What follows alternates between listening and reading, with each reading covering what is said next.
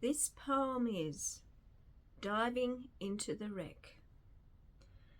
First, having read the book of myths and loaded the camera and checking the edge of the knife blade, I put on the body armour of black rubber, the absurd flippers, the grave and awkward mask. I am having to do this, not like Cousteau with his assiduous team aboard the sun-flooded schooner, but here alone. There is a ladder. The ladder is always there, hanging innocently close to the side of the schooner. We know what it is for, we who have used it. Otherwise, it is a piece of maritime floss, some sundry equipment. I go down, rung after rung, and still the oxygen immerses me, the blue light, the clear atoms of our human air. I go down, my flippers cripple me. I crawl like an insect down the ladder, and there is no one to tell me when the ocean will begin. First the air is blue, and then it is bluer, and then green, and then black. I am blacking out, and yet my mask is powerful. It pumps my body with power. The sea is another story. The sea is not a question of power I have to learn alone, to turn my body without force in the deep element. And now it is easy to forget what I came for among so many who have always lived here, swaying their crenulated fans between the reefs, and besides, you breathe differently down here. I came to explore the wreck. The words are purposes, the words are maps. I came to see the damage that was done and the treasures that prevail. I stroked the beam of my lamp slowly along the flank of something more permanent than fish or weed.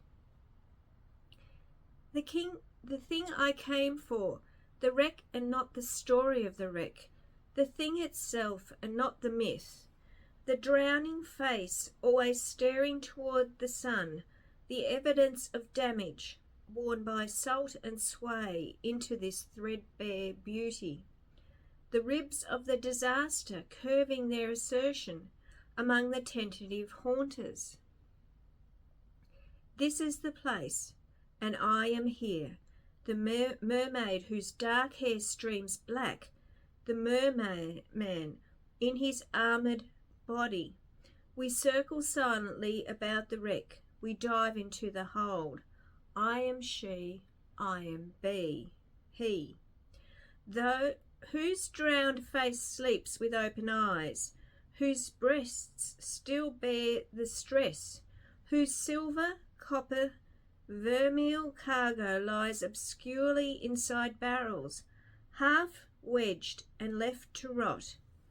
We are the half-destroyed instruments that once held to a course, the winter-eaten log, the fouled compass. We are, I am, you are. By cowardice or courage, the one who find our way back to this scene, carrying a knife, a camera, a book of myths, in which our names do not appear.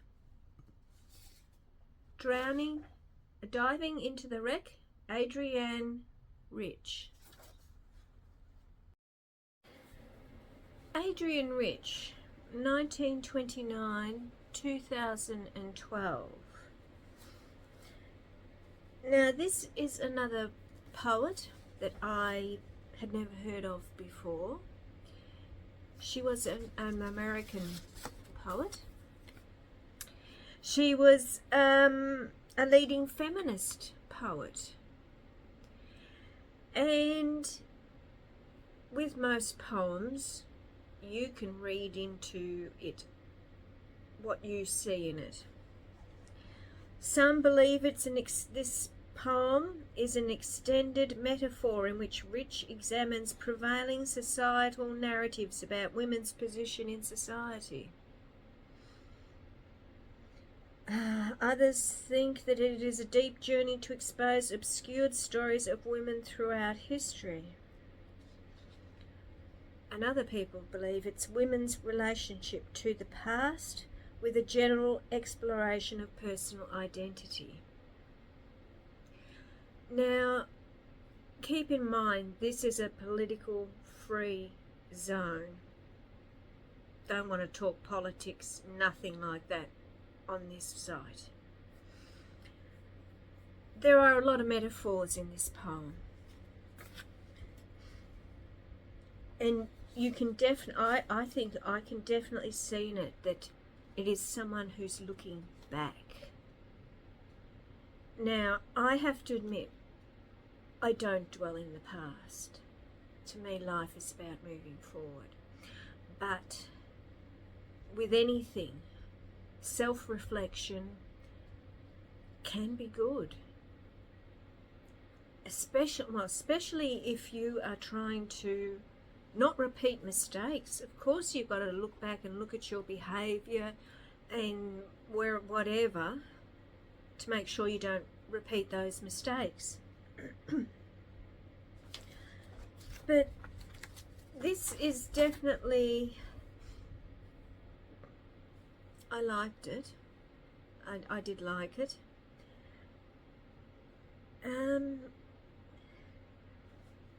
The evidence of damage worn by salt and sway into this threadbare beauty. There is also a history about women's rights. And again, I'm not passing judgment one way or the other.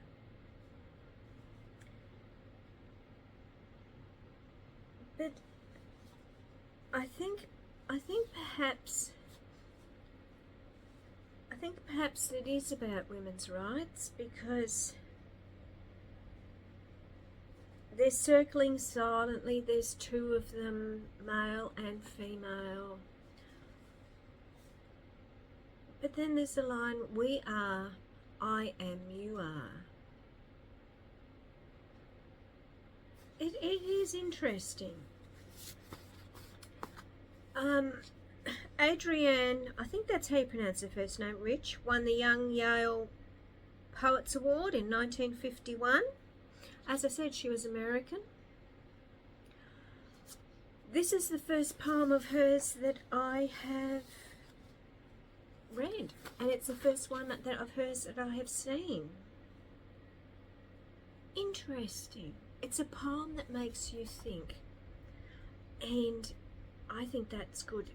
That makes it a good poem. That makes like a good film, a good stage show. If it's one that makes you think afterwards about the themes and whatever, it's good.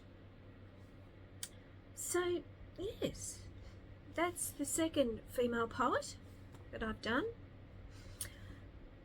Have any of you heard of this poet before?